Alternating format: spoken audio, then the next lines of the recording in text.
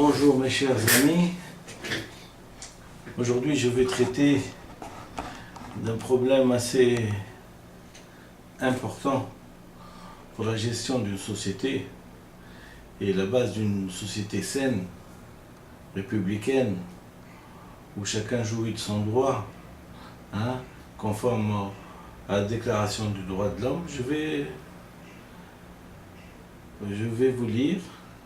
Ça me permettra aussi pour moi d'améliorer non seulement la compréhension de ce chapitre, mais ça permettra aussi à ceux qui me suivent d'avoir des idées plus ou moins claires sur la notion de justice. Puisque c'est l'injustice qui a ramené la révolution, et il est tout à fait normal que nous essayions de comprendre qu'est-ce que la justice.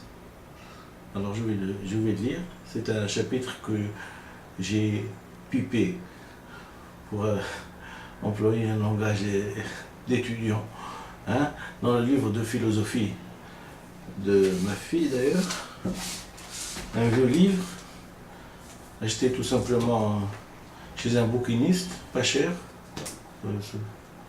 du côté 8 dinars ou 9 dinars, mais qui nous donne des bases solides sur la justice. Et donc une formation intellectuelle qui peut bénéficier à tout à chacun, comme on dit. Alors la justice. Le mot français justice vient du latin jus, qui veut dire droit. Aussi, le terme signifie-t-il dans son acceptation la plus générale le respect du droit, la conformité au droit. Cette définition peut elle-même renvoyer à deux choses, à l'institution judiciaire et à une notion morale. C'est de cette dernière qu'il sera question dans le chapitre. Le sens de la justice, très important. Le sens de la justice. Quoi de plus commun que le sens de la justice? Chacun se pense capable, du moins dans la plupart des cas, d'apprécier la justice ou l'injustice qui caractérise un acte, une décision, un projet, que l'égalité ne soit pas respectée, qu'une personne se voit refuser son dû, et nous voilà justement indignés. Et ce n'est pas par un intérêt. Si nous jugeons qu'un lointain est juste ou injuste, ce n'est pas par intérêt, mais nous essayons de prendre une position. Et j'explique le fait que de prendre une position sur le problème de la justice ou de l'injustice, c'est un problème humain. Et avant d'être humain, les gens veulent vite prendre position sur quelque chose qui peut les nuire, d'avoir à ressasser ça, et un affect qui est pénible. C'est pénible de constater l'injustice, parce qu'on la refoule. J'ai parlé du monsieur qui sortait de... Puisque c'est Nahda qui a gagné, donc c'est tout à fait normal que nous prenions quand même quelques petits exemples qui pourraient inspirer la justice future, à ne pas se comporter envers les gens qui essayent d'aller à la mosquée avec une barbe, de les mettre en prison pour une douzaine d'années. C'est un exemple qui est tellement important pour moi, parce que j'avais un père de famille avec 5 enfants et une femme, et en sortant de la mosquée, il avait la barbe, un certain Abslem Smith, je pense, et ben, il a été condamné à une dizaine d'années de prison, qu'il a passé dans les géoles de Bizerte, dans une prison à Bizerte. C'est d'amputer quelqu'un de sa vie. Il n'y a pas de mot pour qualifier cette ignominie. Il n'y a pas de mot. Des enfants qu'on laisse à une femme sans salaire, sans salaire, non rien, des enfants qui ont pleine croissance, des petits, et on envoie le monsieur en prison. Comme quoi on veut éradiquer le terrorisme. Vraiment de la foutaise.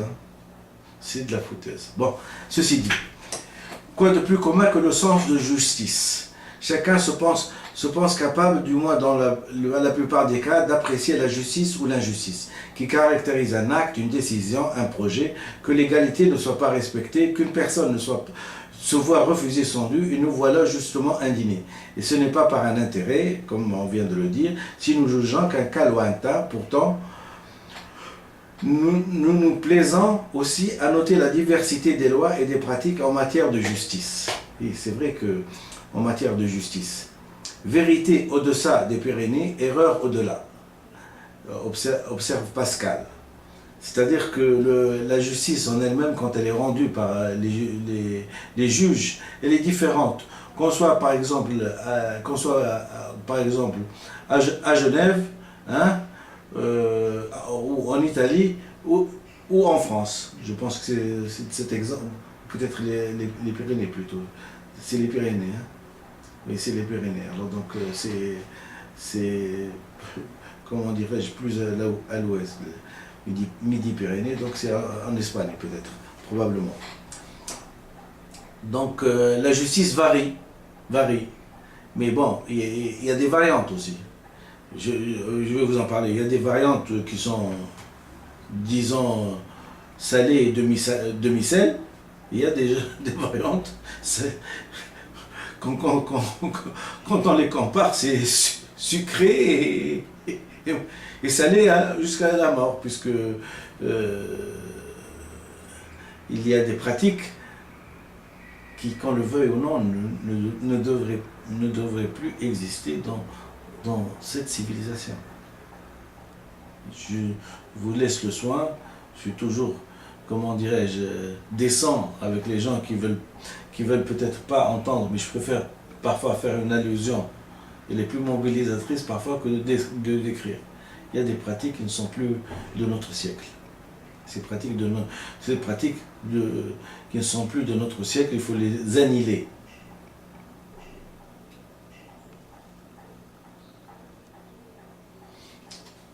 Donc, et si une partie de l'Europe doit aujourd'hui unifier ses règles de justice, des différentes craintes apparaissent néanmoins sur une plus grande échelle. Géographique, châtiment cruel et inhumain, inégalité de traitement, mépris des droits élémentaires, tout cela en violation des règles de droit, mais parfois aussi en application de celles-ci qui prévalent dans tel ou tel pays. C'est-à-dire que on viole le droit, mais en application de certaines directives. La revendication en faveur des droits de l'homme. Revendication en faveur des droits de l'homme doit être généralisée, mondialisée, hein, et exigée. Est-ce une protestation contre l'injustice du monde?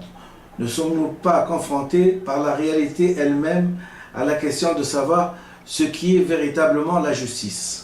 Oui, c'est vrai. Qu'est-ce que c'est la justice? Bon. Le sens de la justice est propre aux individus, aux consciences face à ce qu'on appelle d'inhumain. C'est toujours un problème, un problème à la base d'inhumain. Et quand on cherche de façon lointaine, c'est pour ça que ça prend presque le sens de quand c'est juste. C'est sûr, c'est humain. Quand c'est injuste, c'est inhumain. Ça, c'est sûr. Ça, c'est sûr. À partir du moment, par exemple, où vous retirez la paye d'un père de famille qui a quatre enfants et tout, pas de plus inhumain. Vous le reconnaissez. C'est pour ça que c'est pénal. Il y a des pratiques qui sont pénales. Hein? C'est pour ça. C'est pour ça que le vol est un crime d'ailleurs. Alors, le sens de la justice est propre aux individus, aux consciences face à ce qu'on appelle d'inhumain. Il vaut par sa spontanéité. Oui, parce que c'est juste quand on raconte une histoire à quelqu'un, il est capable de prendre position sur ça c'est juste, ça c'est injuste. Bon, bien sûr, quand on jouit d'une structure et d'un quantum d'intelligence et de savoir pour passer tous ces petits problèmes en une minute et de prendre position. Ce n'est pas l'abus de justice, c'est le non-droit. Et cette spontanéité-là me fait penser à une phrase qu'un ami d'ailleurs que je vais par reconnaissance à ce qu'il m'a appris, parce que moi je suis médecin, mais je prête l'oreille à tous mes amis. Un certain Habib Ben Kmisha qui m'a dit, qui m'a soufflé un jour, qu'est-ce que c'est l'état de fait? Alors l'état de non-droit, que j'ai écrit d'ailleurs dans mon bureau, je vous le montrerai tout à l'heure, il est bien petit. L'état de non-droit est un droit en soi. Quand l'anarchie règne, on peut parler du droit de l'anarchie. Donc le droit est partout, qu'il soit dans un arsenal juridique légal ou sécrété spontanément par la société. Le dernier droit est non volontariste, le législateur ne l'a pas imposé, il est toujours le mieux approprié à gérer la situation de fait. Et c'est important de connaître l'état de non-droit, c'est parce que nous avons vécu 23 ans, 54 ans dans un état de non-droit. Donc, bon, il y a bien sûr l'ornement. On a la justice qu'il faut respecter, il faut se soumettre à des serments. On est intransigeant envers les autres, mais on n'est pas intransigeant envers soi-même. Ce qui est d'ores et déjà une injustice. L'état de fait. Donc l'état de fait est un état de non-droit. L'état de fait est un état de non-droit, est un droit en soi, c'est-à-dire l'état en droit. C'est-à-dire que en lui-même, l'état de non-droit est un droit en soi, c'est-à-dire que je fais ça, et je sais au fond de moi-même que c'est injuste, mais je le fais quand même. Il prend le droit d'un non-droit, d'accord? Alors, quand l'anarchie règne, on peut parler du droit de l'anarchie. J'ai parlé dans une ancienne vidéo que le problème de qui vole un œuf, vole un bœuf, qui vole deux bœufs, et l'anarchie enfin. Deux bœufs n'est pas puni, et donc tout le monde fait ce qu'il veut. C'est ça l'anarchie. Donc on peut parler du droit de l'anarchie.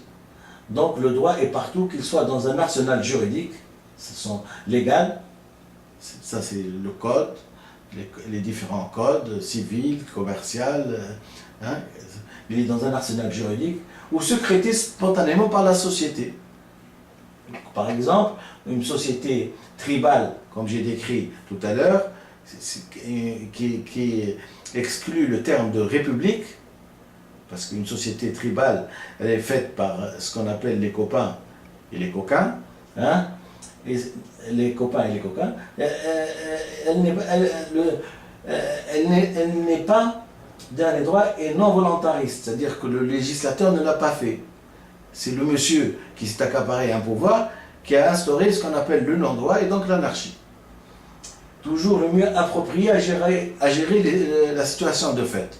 C'est une situation de fait que de se retrouver avec un monsieur qui n'a même pas une culture nécessaire pour peut-être gérer, je ne dis pas, mais gérer un parking d'auto, de voiture. On le laisse seul, je ne pense pas. Bon, de toute façon, peut-être qu'il le sait, mais ça m'est égal. Le problème ne se situe pas dans ses capacités à gérer. Le problème elle se situe plutôt dans le fait que qu'est-ce qu'il en a fait du pays, et comme il a instauré l'anarchie, je ne sais pas si je dois m'accaparer le droit de commencer à le critiquer à tort et à travers, mais je pense que je vais laisser plutôt la justice faire ses œuvres. Alors, tout ceci nous ramène à ce qu'on appelle, il vaut par le sens de la justice est propre aux individus, aux consciences, face à ce qu'on appelle, ce qui est appelé inhumain. Il vaut par sa spontanéité, par son exigence ardente,